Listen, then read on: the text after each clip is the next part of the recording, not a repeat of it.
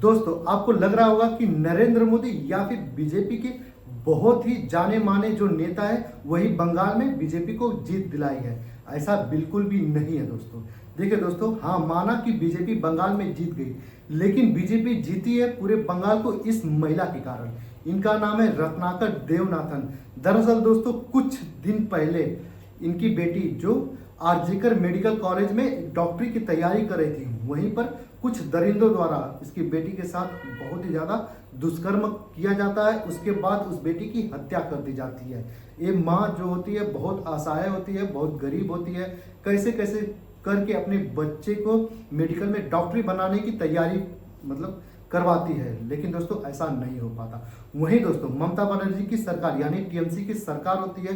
TMC की सरकार उन दलितों को सजा दिलाने के बजाय उनका डिफेंस करती है, यानी उन्हें बचाने की कोशिश करती है। और इसकी बेटी को जिसका रेप हुआ है दोस्तों, उसके ऊपर 10 लाख रुपए मुआवजा दे देती हैं और बोलती हैं कि रफा दफा यही मामला खत्म कर दिया जाए। यानी ममता बनर्जी जो क्या करती हैं कि रेप केस में 10 लाख रुपए का मुआवजा देने के लिए तैयार हो जाती है। आप सोच सकते हैं कि कितनी घिनौनी जो ये टीएमसी सरकार के द्वारा ये हरकत की जाती है। जिसका रेप हुआ है, जिसका रेप करने के बाद मर्डर हो गया है, उन दरिंदों को क्या किया जाता है, उनको फांसी पे चढ़ाने के बजाय, उनको जेल में डालने के बजाय, उन्हें इनकाउंटर में मरवाने की बजाय क्या होता है कि उनका डिफेंस करने में एक महिला को ही किनारे कर दिया जाता है। ये मामला बहुत ही ज़्यादा बंगाल में उड़ जाता है, यानी सेंसेटिव बन जाता है कि यार एक महिला तो छोड़िए, एक डॉक्टर जो भगवान होता है, वो ही जब सुरक्षित नहीं है, उसका रेप हो जाता तो उसके ऊपर 10 लाख रुपए का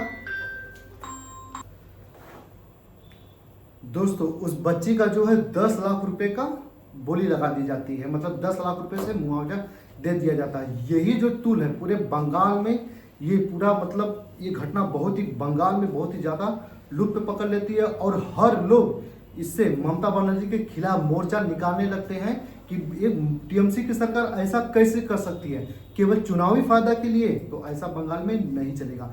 लोगों ने बोला था, लेकिन क्या करें, जिसकी सत्ता है उसी की चलती है। लेकिन अब कुछ ऐसा हुआ है कि लोगों ने अपने दिल में बैठा के रखा था कि इस आने वाला जो चुनाव माहौल था, अभी भी जो वोट हुआ है, इसमें ममता बनर्जी को वोट न देके मैं उस सरकार को चुनूंगा जो सरकार महिलाओं की सुरक्षा, रोजगार, बेरोजगारी, गरीबी और पक्के मकान, राशन, इन सब पे बात करते हैं। तो लोगों ने बहुत ही बढ़ चढ़ के ज़्यादा वोट दिया, इसलिए बीजेपी सरकार आई है। ना कि बीजेपी सरकार नरेंद्र मोदी के कहने पे आई थी, ना तो बीजेपी सरकार योगी के कहने पे आई थी, ना तो अमित शाह कहने पे आई थी, ना तो बड़े बड़े जो वहाँ पे लोग थे उनके कहने पे आए थे। आपको पता होना चाहिए कि आज से 10 साल पहले कोलकाता में बीजेपी की केवल 3 सीटें हुआ करती थी, और 2021 में लगभग 71 सीट हुआ करती थी, और 2026 में लगभग 206 सीट हो गई।